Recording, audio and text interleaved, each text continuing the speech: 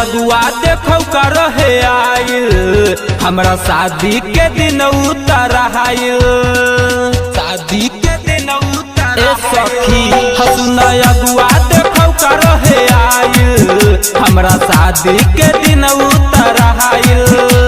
लगाइले हबी को बानी सब का से ठीको लगाइले हबी को बानी सब का से ठीको न जाई बहरिया सखी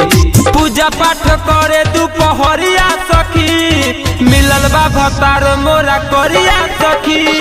पूजा पाठ करे दुपहरिया सखी मिलल बा भतार मोरा करिया सखी पूजा पाठ करे दुपहरिया सखी दुपहरिया सखी मिलल बा भतार मोरा करिया सखी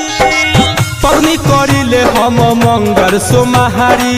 जाइले रोज हम मठिया दुआहारी मनवा में भइल बा मोर हरी हरी दिलवा के दिया सखी कहिया ले जोहरी दिलवा के दिया सखी कहिया ले जोहरी पवनी करिले हम मंगर सोमहारी जाइले रोज हम मठिया दुआहारी मनवा में भइल बा मोर हरी हरी दिलवा के दिया सखी कहिया ले जोहरी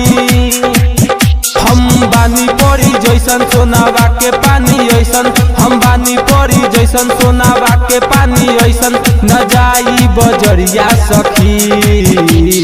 पूजा पाठ करे दुपहरिया सखी मिलल बा भतार मोर करिया सखी पूजा पाठ करे दुपहरिया सखी मिलल बा भतार मोर करिया सखी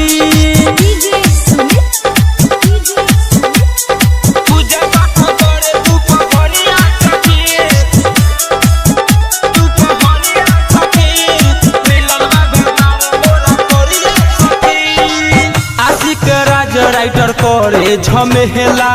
कृष्णा बेदर्दी उनकर संगे रहेला कही धर्मेंद्र के हमहू कहलका